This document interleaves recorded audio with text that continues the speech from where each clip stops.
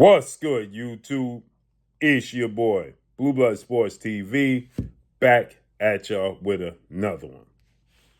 So we have to talk about the contradictions that the World Boxing Council, better known as the WBC, President Mauricio Suleiman and board of 32 members, are putting out there that has future Hall of Famer, 4-division world champion, former undisputed super middleweight, going for two-time undisputed super middleweight world champion and pound for pound one of the best fighters in the world in Saul Canelo Alvarez, who has 62 wins, 2 losses, 2 draws, 39 big wins by way of knockout. With that said, Canelo Alvarez had a mandatory an undefeated 2-time WBC super middleweight world champion, Mexican Ecuadorian superstar boxer, the Mexican monster, David Benavidez, who is now 30 wins, no loss, no draw, 24 wins by way of knockout. He is 28 years of age, 6'2" with a 75-inch arm reach. David Benavidez, he beat Anthony Dirrell in September of 2019 to regain his WBC title that he lost on the scale after he beat Ronald Graville in February of 2018. He lost his belt on the scale due to recreational drugs use. Okay? He fought Jalen Love after that, knocked him out in the second round. And then Anthony Dirrell fought for the vacant title. He was the WBC champion that David Benavidez lost the belt with. They fought for the WBC title.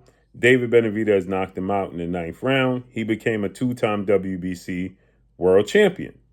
Well, then we dealt with a global pandemic. Okay? Just follow me now. That was September 2019. In March of 2019, we dealt with the global pandemic. Okay? We was dealing with, March of 2020. There was no fans in attendance. Everything was on hold, right? He comes back. He's one of the first sporting events to come back, David Benavidez. Everything's closed. Social distancing, gyms are closed, restaurants are closed. Nothing's open, right? And he comes back against Alexis Angulo, okay, in August of 2020. And he misses weight. Now, he should have been given a pass, right? No, he didn't get a pass, right? The WBC stripped him of the title, okay? They stripped David Benavidez of the title. He beats and knocks out Alexis Angulo in the 10th round, but he's no longer the champion, right? Now he goes on to fight Ronald Ellis. He becomes, and Kyron Davis. He becomes, and David Lemieux. He becomes the WBC mandatory challenger. For who? You got it, Canelo Alvarez, who immediately swooped in and took the opportunity to pick up that WBC title that was vacated by or stripped of from David Benavidez for missing weight. He swoops in and fights for the vacant WBC title, okay, against Caleb Smith in December of 2020. Now, keep in mind, I told you, in August of 2020, David Benavidez got stripped of the title. Canelo Alvarez immediately fights for the vacant WBC title against Caleb Smith, who was the undefeated 27 wins, no loss, no draws, WBA super middleweight champion. So they unified the belts. Now, mind you, David Benavidez is fighting and is the mandatory to regain his title for Canelo. They allow Canelo to fight in February, okay, just 2-3 months later, against Abney Yildirim, who was his mandatory. How? For the WBA. He beats Abney Yildirim. Then they give Canelo Alvarez another pass because he's going to unify the belts in May against Billy Joe Saunders for the WBO title.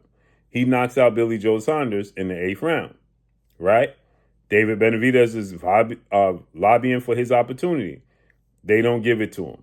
Why? Because Canelo Alvarez is now campaigning to fight Caleb Plant for undisputed in November of 2021, right?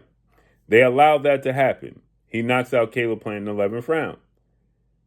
Now David Benavidez is saying, okay, now it's November 2021. David Benavidez is the mandatory challenger. When am I going to get my opportunity? Right? No. Canelo Alvarez is allowed to hold on to all the belts. You got it. He's holding on to all the belts. He's undisputed. He goes up to light heavyweight once again, as he did before. He jumped over 168 when David Benavidez was the champion. He goes to light heavyweight now and fights Sergey Kovalev instead of fighting David Benavidez. Skips over 68. When David Benavidez gets stripped of the title, he comes down to 68 and fights all these champions, picks up the belts. David Benavidez, the number one mandatory challenger, he leaves David Benavidez hanging again, goes back up to light heavyweight and fights Dimitri Bivol in May of 2022. He lost a unanimous decision. He still has the undisputed titles, right? Now it's only fair he gives David Benavidez the opportunity, right? No. In September, he comes back down to 68 and fights Gennady Triple G Golovkin in a trilogy and wins a unanimous decision. Okay, well, it's only right now you give David Benavidez his opportunity, right? No. He defends his undisputed titles against John Ryder and knocks him out and beats him unanimous decision in the 12th round. Well, it's only right now you fight David Benavidez, right? No. Now he fights Jermell Charlo, undisputed versus undisputed, 154-pound undisputed champion. They didn't want to strip him of his belt because they wanted to promote it as undisputed versus undisputed, right? In September of 2023.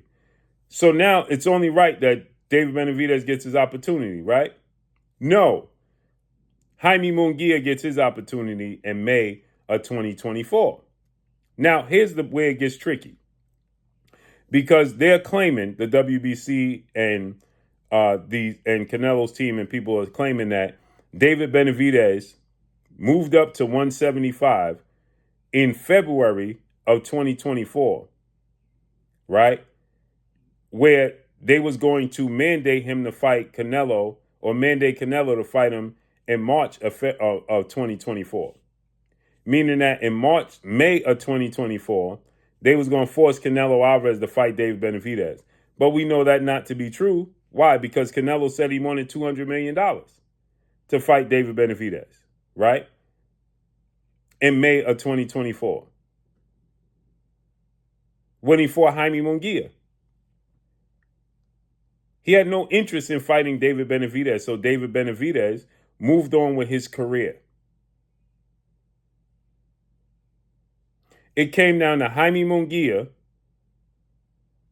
and Edgar Berlanga and Jermall Charlo. It was actually supposed to be Jaime Munguia or Jermall Charlo in May of 2024, and David Benavidez was still waiting, and the PBC Premier Boxing Champion signed him to that deal, and they didn't include David Benavidez in that deal.